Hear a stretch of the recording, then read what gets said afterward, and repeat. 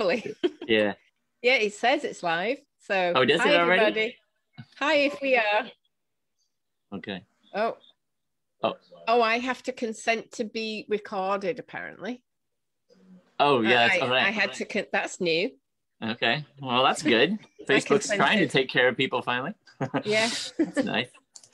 All right. So we are live here. If you're joining us from my Learning to See workshop, you're here on Zoom with us. And if for the rest of you on the Gabriel Mark Lipper Fine Art Facebook page, which if you're watching this, you found it. Pretty exciting. And I gotta get the right image up. You know, for all the times I do it, it seems like it's brand spanking new every time. Okay. All right. And there's a whole bunch of attendees coming in. Hi, Marie-Louise. I see someone I know. This is what's so cool, Louise, is a lot of these are your people as well. We know each other and we know art, and that's the community that we're living in right now. And this is kind of what makes it amazing. Yeah, well, I found you because of an online community that you were part of. Then yeah, I've introduced people to your course. You've introduced people to me. So yeah, we're all interconnected in this. Well, it's a small world. You know, it reminds me of, you know, in school, the art kids. That was not a very big group. So when you make that a bigger, you know, in the world, it gets bigger, but it's really not. It's not really that big. It's a small percentage of people that are really passionate about the arts in that way, that are, you know, actively doing. And so I think that's interesting, because here we are on this international platform. There's people from all over the world participating in this creative process. And yet I still know a lot of the same people, you know, because I think it is a small, big community, which is fun. And what's interesting to me is when I was starting out, because I started out late in life doing this seriously, so only about 8 years ago, why did you switch to serious? No, well, I wasn't doing it at all. I should say. It. I was not doing it. And then I started painting again about 8 years ago, after doing it a lot as a young person. And what was different then than now is there wasn't any of this, really, even just 8 years ago. And I really was lonely because the artists around where I live, they all know each other. They're all at a certain level. They all have shows and things together, and you can't barge your way into that kind of a group. It's not that they're mean or anything. It's just that they're already friends and established, and, oh, hello, I don't know what I'm doing. Can I be your friend? That's not really going to work. I've tried that many times, actually. But the online world, it slowly began to open up, probably to me about 2017, 2018. And that's when I started to meet people online. And then I had connections, and then I had support. And now people don't realize how lucky they are. Sometimes people say, oh, I'm overwhelmed with all these courses and groups. And it's like, yeah, but you have no idea. They weren't even there. Yeah, just to have that to choose from is amazing. And then the exponential learning that has taken place through that process that's been a big eye-opener for me. When I opened this, the Learning to See course that we're just finishing up, we've got, you know, a couple weeks left or whatever, two more calls. But I had been teaching out of the studio for the last 20 years, you know, so, you know, a group of 10 students, and it was lovely. I love working with artists and going through that process. And I was concerned with the online part that I was going to, you know, that it wasn't going to it would be a poor substitute for something that was hands-on and like right in the space. And what I realized when I started seeing the results of the learning that was taking place was that by being able to provide something that you can revisit, rewatch, move at your own pace from your own studio where all your supplies are, where all, you know, where everything is, where your cat is, you know, like that space is a much more creative space. When you come in, when you shuffle into somebody's workshop, you know, you bring what you can, you know, you have to be there for, you know, 3 hours. absorb as much as you can, the overload of that, right? And then you're gone. Yeah. Check in next week, and I hope you remember what I said. Yeah. And it's like, that actually wasn't maybe the most effective way to teach. And I'm seeing the results are just so different. So anyway, that's nice. Yeah. That's I think the other amazing thing as a teacher, you will have discovered, and I haven't done it the other way, but doing it this way, you get to see people go on. So if they come to a workshop, when I've gone to in-person workshops before, I leave, that tutor never sees or hears from me again. We didn't have any time to make a real connection, and then I'm gone. Yeah, and they don't know what I learned from them. But when you teach online, you see people months later, years later, and you see the ongoing growth. And I'm seeing people now from my first course. So my first one was 3 years ago, and it was a trial of just a few people at a low price. And some of those people, I mean, one of them is now about to launch her own program on a related but different topic. And she's blossomed. Her artwork's amazing. She did the thing she thought she couldn't do, which was to paint emotional portraits, is what she wanted to do. She was an abstract painter. Yeah. She's done that. She's just taken some of her work to a museum for an exhibition. She's launching her own thing, and I'm singling out one person, but there are so many cases like that. And I wouldn't get to see that if she'd just come for a week and then gone. Yeah, just being able to see the posts of artists' work. I mean, even that is fairly new. This idea of this online, hey, let's check in and see what they're doing. We were all creating in these kind of isolation, cocoons. Yeah. And I know for me, and pre-internet, I'm actually afraid to post. I don't know if I'm afraid. We'll have to talk about that later. But I am a little bit. I have all this work that I've done over the course of my career that maybe landed, maybe didn't, and I've squirreled it away. And I don't. The way that social media is, it's so immediate. You don't want to be pulling out stuff from the bin because that's not now. That's not the new thing that I've done. That's from a few years ago. And but there's so much work that just never got seen because I wasn't in the gallery world for it took me a long time to get into the gallery world. And even then I would do these very select specific bodies of work for gallery shows. But I'm very prolific. I work all the time. So there's paintings everywhere.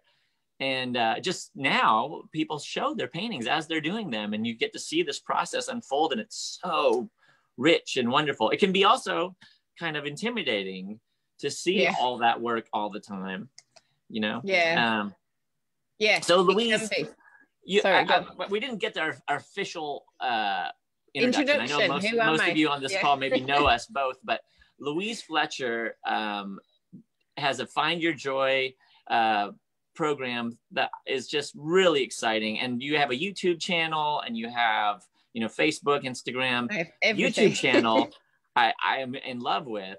There's these, she shares these, well, obviously, and a podcast. And the Sheridan, Art Juice, which is, what is that, 120 plus? Yeah, 122, I think was the last one that we were on. So 122 episodes of the award-winning Art Juice podcast.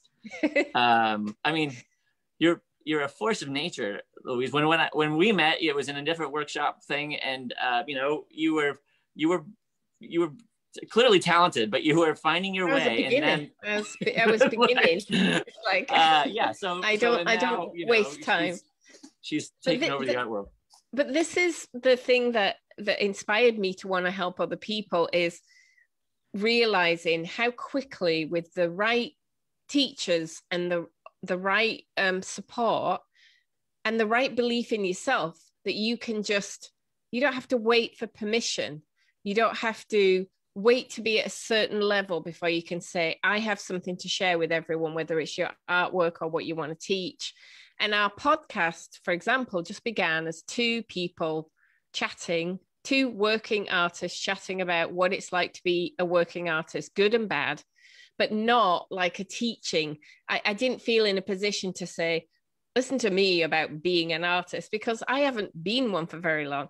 It's about that journey of what is it like to do this, and what are the ups, what are the downs. And same with my teaching. I thought, I don't want to teach people how to paint. You, for example, have eons more knowledge and experience than I do. You've been at this full time for all that time, and you're so skilled and so talented. But I do have the ability to help people kind of have the same mental approach to life that I do, of just go for it, dive in. And I seem to be able to inspire even people who are nervous. I seem to be able to unlock something in them so that they can feel they can go for it too. And that's my superpower. It's the only one I seem to have, but it's enough. It's a pretty good one. The idea that you're willing to take that, like that blind step of faith off the cliff, knowing you're going to land solidly again and again, is probably the hardest part. Maybe it's one of the hardest things that we have to kind of tackle for ourselves in life, is the ability to step into the unknown, to do the thing we don't know how to do. And that, as an artist, is really at the crux of what our practice is always about. Because if you're creating something that hasn't been created before, then no one knows how to do that. No one knows how to step into that place. And it's terrifying, honestly, to create from that place. Because no one can tell you, is it any good? I mean, particularly... Oh, they can tell you. But I mean, no one can, like, it's not like you can say, okay, I did that right. Like some things in life, I either got that right or I got that wrong. And there's an exam and you passed or you failed. It's because you're expressing what you want to express, what's inside you and your experience of life. Yeah, people can have an opinion, but actually it's not really relevant or valid, in my opinion. It's what you know about, did that do what I wanted it to do? And if it did, then I can walk head high through a room full of people saying, I don't like it. But if there's even the slightest niggle in me that I think it's not very good, if somebody says, I'm not really liking that one, that's going to knock me for six, because deep down, I know it's not very good. And so what you say will really impact me. And I just think it's so important that we get to that place, which we can't get to right from the beginning, right? We have to have help at the beginning. But if we can get to that place where there's Brian Rutenberg, who's an American semi-abstract landscape painter, he calls it becoming your own best friend. And when you become your own best friend, you're 12 feet tall and bulletproof. So you can literally just, this is my art. I don't care what you say, because I know it's good. I know it did what I wanted it to. That's the place that we need to get to. But that's what's so difficult when you, not even just beginning, that's what's so difficult for so many people, I think. So we paint something, we feel kind of good about it, we feel excited. Then our brother-in-law comes round and he says, oh, I thought you used to paint things that look like something. Now you're doing, what's this? Just daubs of paint on a canvas. That's not real art. And suddenly we go crash, right? Because that's our biggest fear. It's so difficult. Our biggest fear is that that's true. Sorry, go on. I think we're just slightly on a lag. That's it, isn't it? It's like, it's that it's so difficult to stand in our own shoes often. It says, walk a mile in someone else's shoes, but have we ever really taken the time to just be present with where we're at, what we're about, who we are as artists, and then what makes us tick? So often I'll be working on something and I really could be thrilled by it, and someone else with a different take comes along and goes, oh, that, or even, usually what happens is they don't say that. I just project what they're thinking on them, and then react to it. Respond like, oh, they couldn't possibly like this, and that's too bad, because oftentimes I'm wrong. But But it's good for people to hear that someone at your experience level feels that. I think it's really good for people to hear that, because we imagine, looking at someone who makes work like you do, we imagine, oh, well, he's got it all together. Every time you go into paint, you just magically create something wonderful. There's no struggle. And then you just walk out knowing how fantastic you are. And if that's not true, it's good to know. Yeah, let's break that down a little bit, because I think that is really, I think a lot of people do feel that way. And I also think that that's right where art kind of falls apart, because this idea, I've painted for a long time, and I've been a obsessive artist all my life. But if I were to walk into the studio knowing what I was going to do and that I could do it well, and then execute that and do it well, there's no creative reward in that. If I know what I'm doing before I get started, if I execute it in the way that I already know how to do, I haven't done any growing. I haven't pushed myself to any place of, any place new. So that's such not an artistic place to be in, when if you're an expert, but you're not pushing or growing, your road is coming to an end. This idea of, there's specialists, and in a lot of fields that maybe isn't true. If I make this perfect box, I can make this box again and again, and it's always perfect. That's great. You've created something wonderful. But from the artistic place, from that place of creativity, there has to be growth, and there has to be risk, and we have to be willing to step into the unknown. Yes. And actually, that's where the magic is. That's right. I think. And the magic is really what makes artwork stunning, right? And beautiful. It's not the executioner of the art. It's the fact that they were willing to put themselves into this place of discovery, and with the audience, with the viewer, you discovered something, and you share it, and they get to discover something with you for the first time. And that's stunning. That's the big aha moment. And that's where the great artists really stand out, because they gave you something you'd never seen before. And the only way they could do that was to risk failure, to risk falling on their face, even at whatever level they were at. Yeah. And actually, with my most recent, so I paint primarily abstracts now, completely abstract. They used to be more landscape based, but they've become really abstracted. And it's just naturally happened that way. It wasn't a deliberate decision, I don't think. But the last series I made, which was the series of about 15 small pieces, each one of them was a complete surprise. The whole series came together, and then I realized what it was about after I'd made them. And I was excited by each one of them because they were brand new. But what was interesting was they were awful. Every one of them was awful up until there was the last 5 minutes. And somehow I did something, and it was like a couple of times I missed the moment, but in most cases I did something, went, oh, it's done, stop, that's it. If I had showed people every other stage until that bit, they would have gone, yeah, no, that's not working. And there, of course, still will be people who go, no, even looking at the finished ones. But I was really thrilled with them, but not until, so I've got some on the go now, which are, ugly. And I'm okay with that, because I know I love that magic moment when you're just like, oh, it's gone from horror show, another layer, horror show, another layer, horror show, a boring, horror show. Oh, that's exciting. Follow that, go with that. And then something happens. And if it got, like, I know how I did those now because they came about. I know how I made them.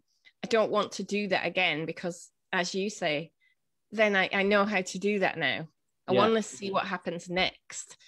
Do you have this though? Because I want to see what happens next, but I kind of have to wait until so I'll keep painting, but nothing's going on until that next thing emerges. Yeah. Well, yes. And as a matter of fact, I'm working on a painting just like that right now. One of the big parts of that for me, and this is something I've noticed with a lot of students as well, is there's this feeling that you're not doing it, that you're, well, I mean, and this happens at every tier of the game. And I can guarantee, even to the bulletproof artist out there in the blue chip world, I know, because I'm an artist, that they are not as bulletproof as you might think. That somewhere in that, because if they're truly engaged in that artistic process, there is a good portion of that process when they know it's not working. And if they're like me with a little bit of neuroses, they may even question their own ability completely. Like, you start painting and you go, I've lost it. It's gone. Yeah, I can't do this. The muse has left the building, but it's this kind of thing that you have to be able to lean in on and push through. And a lot of my students, I think one of the biggest struggles that they have is they start out that painting with this brilliant idea, and it is brilliant. It's, they're inspired. And then halfway through it, they go, I didn't pull it off. So I painted it out. I've painted it white or something. And I go, oh, no. You haven't finished it. If you're not in love with it, if it hasn't landed for you, then why would you hold on to it? Why would you put it aside? Keep working, keep indulging in that process. Yeah. Sometimes we have to take big breaks, move on to the next one. I love to work in multiples because I think this can get us stopped, but there's some answer might be over here in the next one we're working on. But that's what it's isn't it? For me, it's really about breaking it into small, manageable discoveries, small, manageable steps. Yeah. And I think that idea is probably one I learned from you when you were coaching on the other program, because you must have said that at some point. Something like, you haven't ruined it, you just haven't finished it. And it's like, oh yeah, because you will get something and then you'll keep going and you'll mess it up, what you had. But actually, I know now I wouldn't have kept going if I didn't know it wasn't really finished. So I wouldn't have made that so-called mistake and kept going if there wasn't something telling me, no, it's still not right. So yeah, it was probably nice at that point. It was probably acceptable, but I wanted more. So I pushed it, then I lost it. And this particularly used to happen to me when I painted representationally, that I might just lose all sense of even what it was supposed to look like, what the thing it was. But as you say, just keeping okay, well, it wasn't finished. And yeah, those last brush marks were not very nice, and all those colors were wrong or whatever, but it's just paint, and we can keep going on top of it. And there's sanders if we need to get rid of things, and there's all sorts of ways to use what you've got and build on it. And I think of it as just you're finding your way through a maze, maybe, and you took that turn, it wasn't the right turn, so you reverse back and you come here and you take another turn. But every bit you go through the maze is something you've learned not to go that way again. It might be hopefully way. You're leaving some breadcrumbs or something, so when you're back into the same place. So you really are not in the same place. You look, you go, oh, I've been down that one. I don't need to do that again.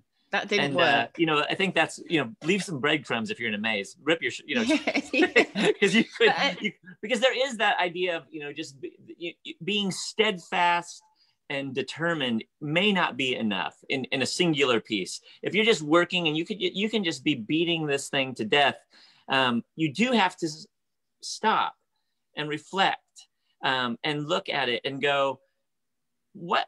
I need to shift this. I need to revisit how I've been approaching this.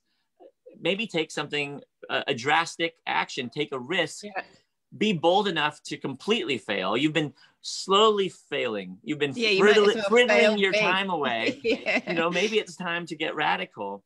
But I just made a YouTube video, which will be out on Thursday. And it was that exactly. I was working on this big canvas, and I don't have a series going at the moment, which I normally do. I just have this canvas which was going to be a do anything you like canvas and just have some fun because I'm too busy to start a whole series, but I want to paint. But it started turning into quite a nice abstract landscape, and I started making it nice. And then I was like, oh, it's not exciting to me. And look what I've done. I'm not supposed to be making a painting. So I put the camera on the tripod and I put the time lapse on, and I just filmed myself destroying it, like in as many different ways as I could think to destroy it. And then I'm putting the video up on YouTube of a mess, a painting that's a mess. I've since moved it on from that. But it's the next thing to challenge myself is to show people, look, I make a mess. I'm happy to put it on YouTube and show you that eventually this will look good, but it doesn't look good yet. And it's okay. And you know what? Some things came out of that. Some little ideas of things I enjoyed doing that I want to work on more when I go back to it. So it's just that idea. If we could just get everybody to understand who's stressed, all our students to understand that, as you said, everybody feels that at all the levels. Everybody, and the guy who said 12 feet tall and bulletproof, he also told me that every time he starts a new series for a museum show, he thinks he can't do it again. He can't remember how he did it. He thinks, what am I even doing? So he has that same fear. Right. And he's been at this for ages at a high level. If he has that fear, we're all going to have it. He gets to the middles of paintings and thinks they're awful. He destroys, he said, a third of his paintings because they're no good, and he doesn't believe he can bring them back. So he actually slashes the canvases and stamps on the wooden frames until they slash. I've heard about that approach. I don't recommend it personally. It takes a long time to stretch a canvas. It's a lot of work. Yeah. A lot of money gone into those canvases. Yeah. But anyway, must be nice if you're rich enough. But why not? But that point of just those feelings you're having that you think mean you're not talented actually mean you're just the same as all the other artists that you admire. And it just what you're making those things mean versus what they're making them mean is the only difference. You're making it mean, oh, I'm not cut out for this. And we're making it mean, oh, here's that feeling again. Just got to keep going until it goes away. And it is, I guess maybe I hate to introduce an exercise metaphor, but it is an idea of like, well, just only because I'm so sore right now, and I think I've got a hernia, and who knows, I can't run. but that's why it's on my mind. This idea of, if you haven't been to the gym or whatever for say, 2 years now, then I was going to say, let's say like 10 years in my case. Oh no, I was just thinking of COVID, but this idea of the first day out, and then you get a trainer or something, and they push you really hard, and you can't move for a week. And it really hurts, and and then that just kills you. Like, I'm not going back there. I don't want to feel like that again. Yeah. But if you just started with a couple little, maybe it's 3 sit-ups, and that's it. But then you get it and you do it again the next day, and the next day, you build up that I can do this, and it's slowly building those muscles, the reviving that muscle memory, even if you've done it in the past. And it's those little steps, that little bit of kind of process work, that's what enables the big shoulder museum guy to handle that kind of stress. You don't start there, it's something that happens by allowing ourselves to make little mistakes in the privacy of our own studios. One of the things that I noticed in, especially on your YouTube, I was just watching an older video of yours on YouTube with, you were using watercolor and the little spray bottle and just blowing these things up in your sketchbook. They were just so beautiful. They were gorgeous designs that you created. And I realized I haven't picked up watercolors for quite a few years. Yeah. And I needed that, I was talking about that idea of repetition and that lack of creativity, where we get stuck in a rut, we get caught in what we're feeling safe around, what we know how to do, and allowing ourselves to do that thing that we've been maybe pushing aside or are uncomfortable with. can be such a game changer for us artistically, because now we're finally doing the thing that will challenge us to get bigger than ourselves. And for some, for me, it's really is this abstract process of exploration and materials, and just let me try this out. I've never tried that. I came from a really formal background, was watercolor to start, lots of draftsmanship, oil paints. I didn't even pick up acrylics until I started doing, public murals outside, but it was like oil, and it was regimented. Yeah. And so I missed out on all of that exploration. And so for me, that was it's such a gift to be able to get in there and really explore what's possible. What do I even like? Yeah. Yes. And that's where, for some people, I think too, there's two versions of this. I think for me, it's like, I really want to learn what's possible. I want, I know you've got something coming up. I want to get to that in a second, because I want to sign up. So I'm excited about it. But I want to know what's possible. I want to just get in there and learn about myself. And on the other hand, I think there are a lot of artists out there who know what they want to do, but they don't have necessarily the tools to do it. And so they just put it aside and they say, I can't, I've never been able to do that. Or there's nothing in this world that's really true for. There's a way of getting there incrementally. And it may be a way that no one else has ever done it. But if you think you can't do something, I guarantee you there is a way of achieving it. It might take little steps. It might, there's a way of getting there. And that idea that we allow ourselves to believe that it's not for us, or that's just something I could never do. It's to do with putting in the effort, isn't it? When I have a friend who makes frames for me, and at one point he said to me, you could do this. It's not that complicated. If I showed you, you could do this. So he started showing me, and then I was like, right, I don't want to. I believe you that I could, but I have zero desire to do this, because I really don't like I don't like measuring. I just don't want to do this. So, but if we want to do it, I do believe that I could have learned to make beautiful frames if I wanted to, if I wanted to put the effort and time in. And it's the same with making art. We know we can. It always kind of makes me chuckle when someone says, oh, I tried a couple of abstract paintings and I'm just not cut out for it. It's like, well, it takes time to make a good abstract painting. It might look difficult, like it doesn't, but it does. And so rather than realizing, oh, that's difficult and giving up, if we've got the desire to put in the time and effort, and it is a fun journey to learn if you want to. Like if you made it into a game, if you've made it into something that you're excited to show up for. Yeah, but you've got to love it. And that's where, so my idea and what I talk about a lot is joy. But people sometimes think that word means, happy, skippy, like I'm dancing when I'm painting. And then they say, well, what about art that's dark and not happy? And I don't mean by joy in making art that you necessarily make happy paintings or that you necessarily feel happy. But what I mean is you are doing what's truly aligned with who you are. So it feels good to do. It feels natural. And you want to show up and do more of it because it's exciting to you. And then it matters less that you don't love every aspect of the results if you love doing it. But what we tend to do as beginners, and I certainly did when I began, is look at the work of people I admire and say, oh, I really want to make art like that. And I think in particular, I'm thinking of an abstract landscape artist I knew at the time, or whose work I knew at the time and loved.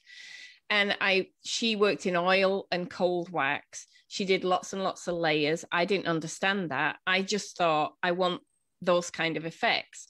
So I would try to get those kind of effects with one layer of acrylics, and then it wouldn't work. And then I would think, oh, I just don't have the same talent as she does. getting to know what actually began to turn things around for me was having a workshop with her for 2 days and she was very much of the mindset of grab some materials, have a play, see what happens. And I suddenly realized, oh, she gets those effects through layers of paint. That's how she does it, not intentionally, but accidentally through layering. The veil's lifted all of a sudden. It was like, it's not a big mystery. It's that she's willing to put these layers on, sand them back, cover them up, scrape them off, do all this stuff.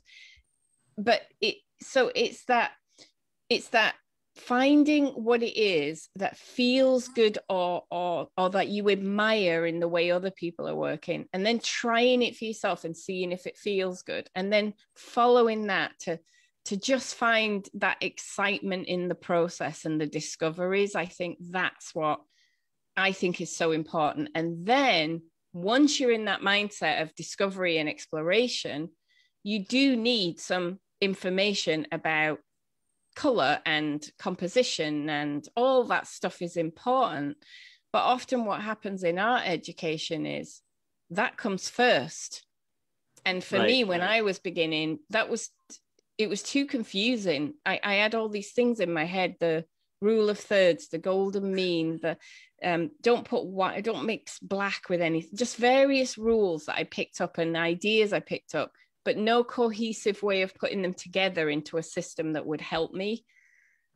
So they were just making me feel tight and constrained instead of giving me what I needed. So my approach is, let's get free first. Let's get rid of the fear. Let's have some fun and realize it's just paint. And then let's layer some knowledge on top of that can then help you to make your paintings stronger and make you feel more satisfied with them. Because at some point people say, well, I've had great fun. You know, on my course, we go 10 weeks, and at like 5 weeks, people are free and they're throwing paint around, and then they're saying, but how do I like make it look better? And so that's when you have to talk about the other things which you're so expert in teaching, because I took your course. So I kind of introduce those ideas when I'm teaching. I give people the basics so they can start to learn and explore color, learn and explore composition.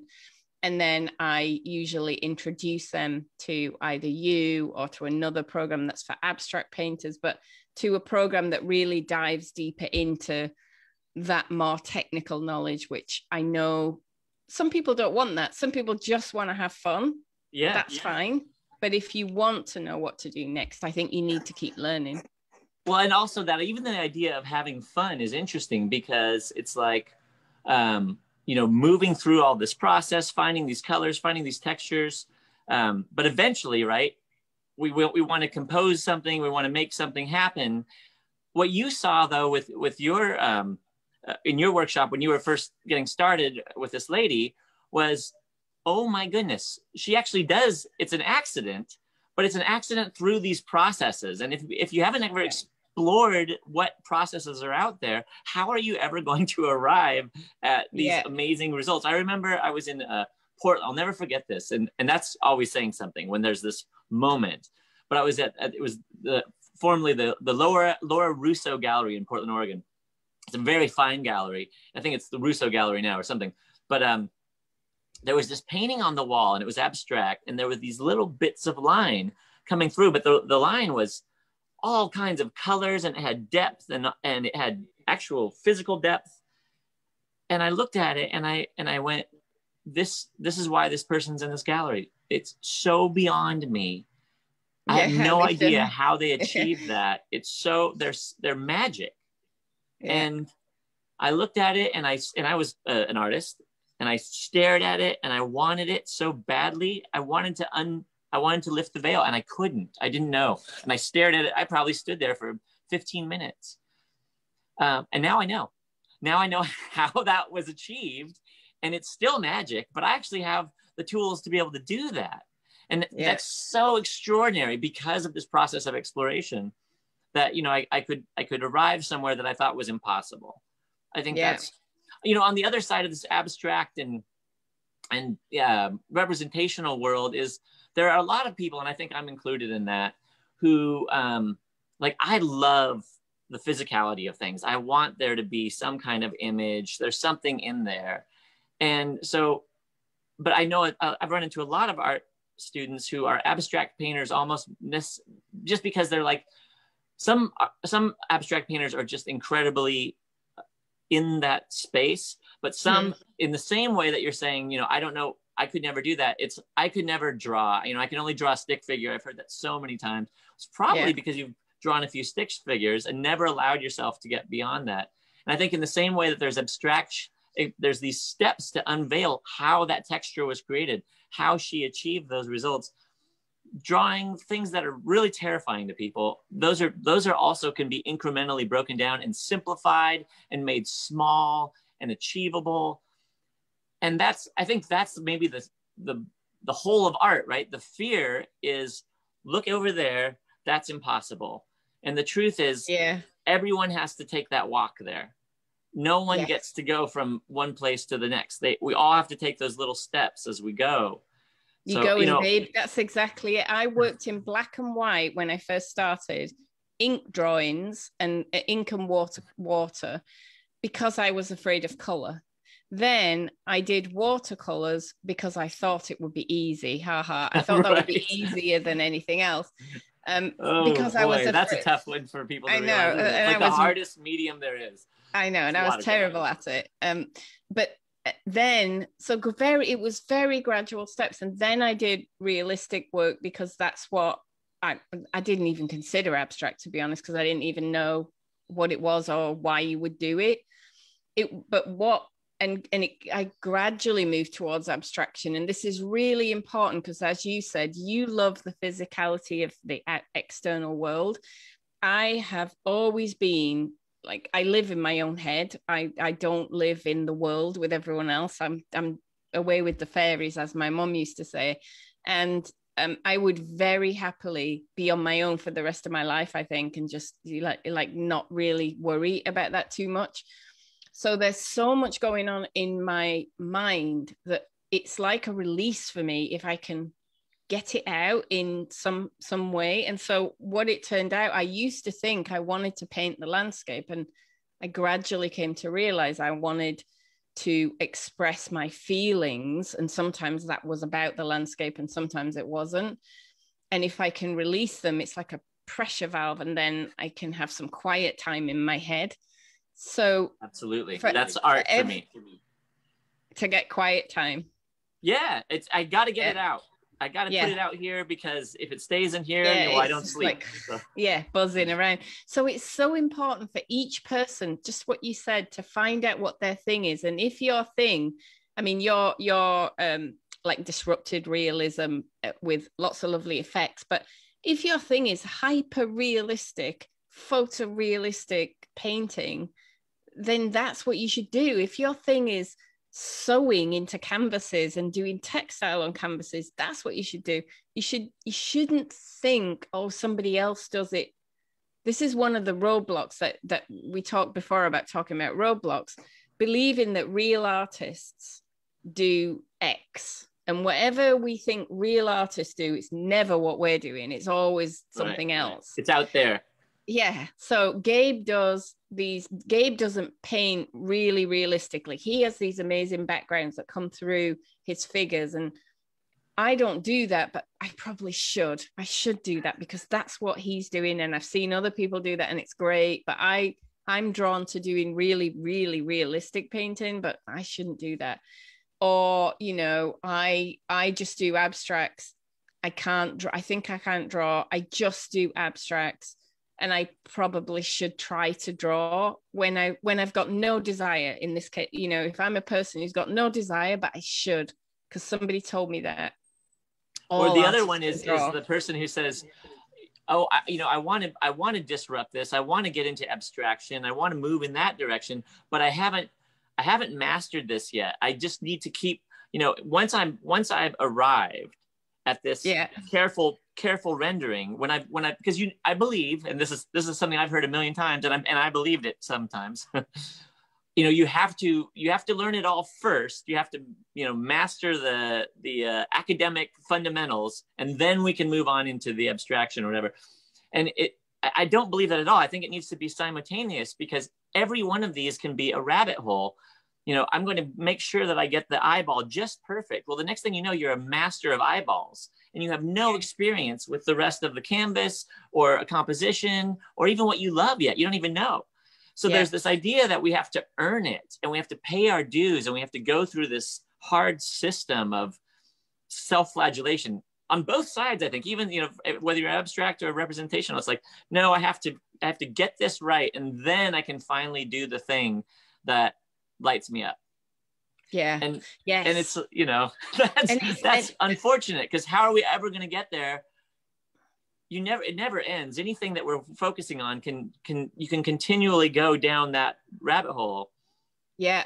And the other really big thing I see people do is comparison. And I'm going to go to an example of one of my students who, there was an artist in an online group that she'd been in, and he was making these amazing portraits of kind of like 1940s people. He was taking photographs, doing these stunningly beautiful portraits. Everybody loved them. Beautiful color, beautiful composition, amazing. Right. And she really admired his work, and she said, I could never do anything like him. And I said, no, you couldn't, but you could do you. And what kind of portraits do you want to do? And when we got to the bottom of what she wanted to do, she said, oh, I want to do really powerfully emotional portraits of women. And I said, let's go back to look at his portraits, because the one thing they haven't got is emotion. They were not meant to have. They were meant to be something else. They're not emotional portraits. They're nostalgic. They're stunning, disrupted realism, but they're not what you say you want to do. So you're longing for something which isn't what you want. And once we got to that place, the first painting that she did after that was this ghostly portrait of her mother who had Alzheimer's, and it was like a young portrait, but it had oldness in it, and it was like took your breath away. And she was amazed. And since then she's done all these really, really emotional portraits. And it's that thing of we're not allowing ourselves to want what we want, because we're busy looking at what someone else is amazing at. You know, yes, okay, he's amazing at that, but that's what he's good at. And why would you want to do what someone else is good at when you can do what you've got inside you, which is always unique? Yeah. And I think that walk, I struggle with it still. I think, oh, you know, here I am, I'm painting another beautiful woman. You know, people are going to think that I love beautiful women. Then it's like, well, wait, I do. So it's okay. You know, it's permission granted. It's funny how we have these, you know, internal dialogues with ourselves about where we're going to, you know, what's allowed, where are we going to land, what our voice should look like.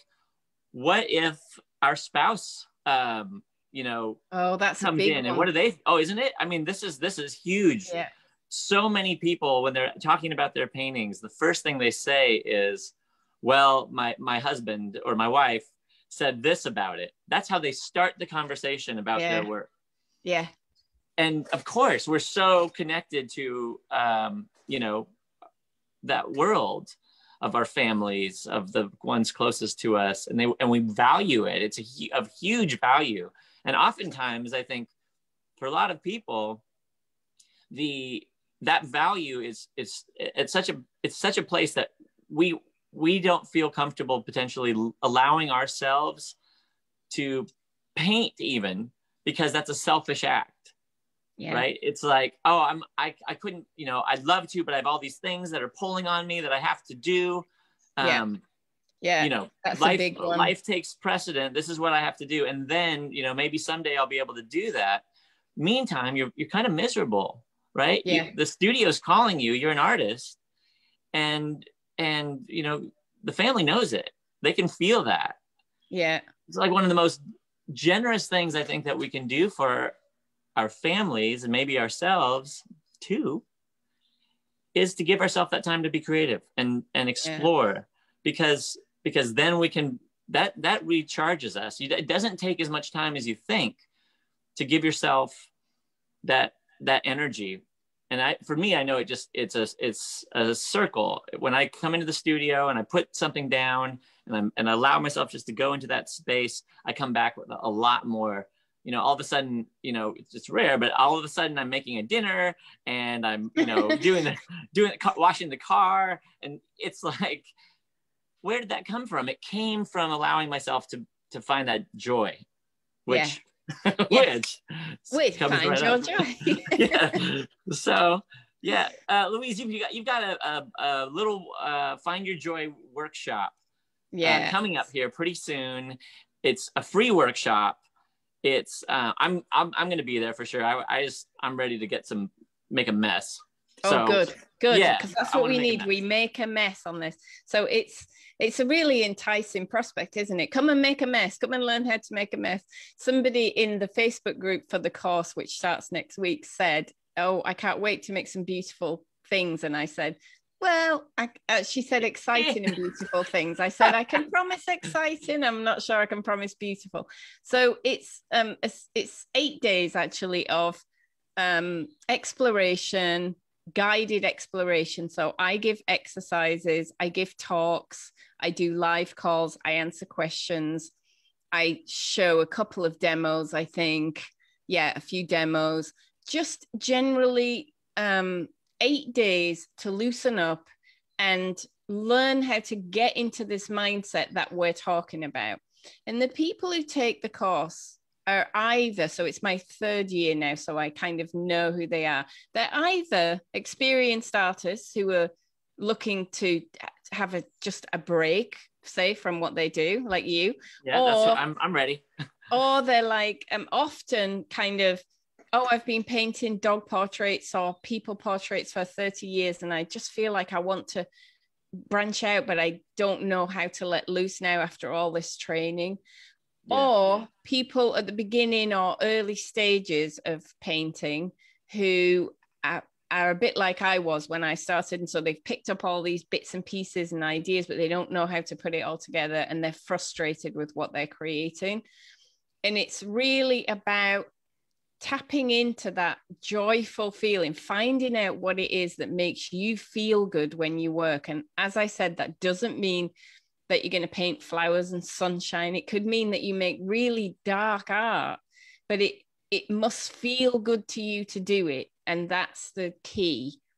And so in 8 days, I do my best to get you to let loose and start finding. I can't promise you transformation in 8 days, but I can promise you a real shift in mindset. And I do have people who email me who only ever did my free week, because of course there's a paid thing at the end. There always is, isn't there? So there is a paid thing, but I do get emails still from people who in different years have done the free thing and said it changed my life. Because for some people, all it takes is that click over of, oh, I can do whatever I want. Because that's the thing we haven't talked about. But in our art, I can't think of another area of my life where I can do whatever I want without asking anybody else. Even if I go for a walk with my dog, he has a say about how fast we go, or the dog where does. we go, where we go. Sometimes the walk stops cold.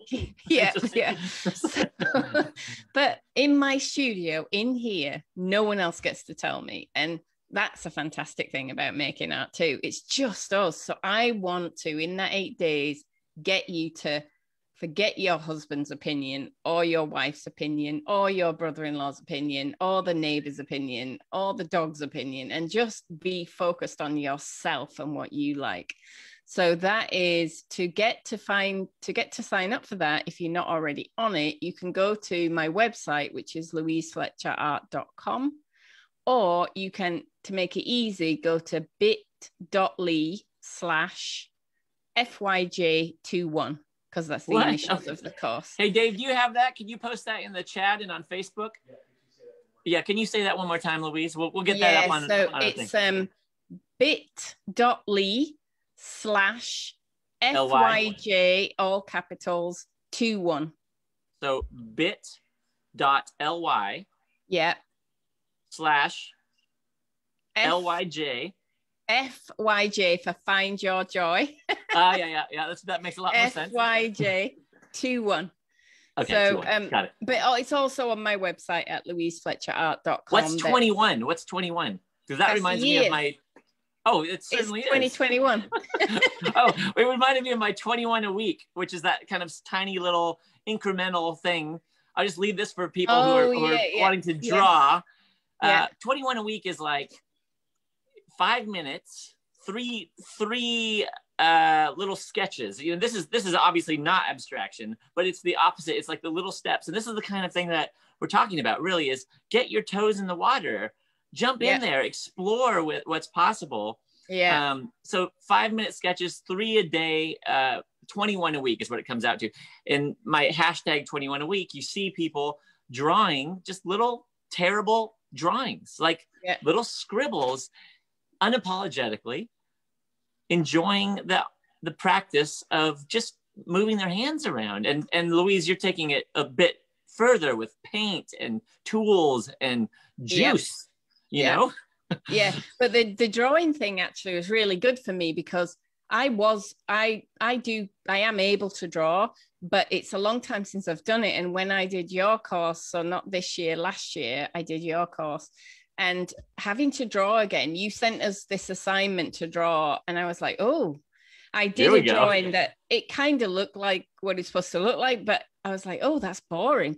Like, I need to get back into my drawing skills. So drawing is something that even if you can do it, if you don't do it, you do get rusty. I learned you need to get back into it again.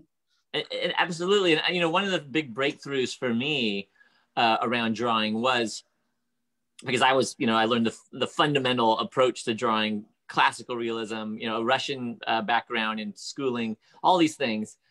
And the revelation that a drawn line doesn't actually have to end up looking like anything, that you can just scribble and that's still drawing, that you can still you can make marks. You can just, you know, go off with a pencil. You can do that on an acrylic painting right on the top if you want. What? You know, I mean, how fun is that you can literally take up drawing at any stage of the game, and it doesn't even have to look like anything. You can just begin, you know, cross-hatching or making little squiggles or whatever.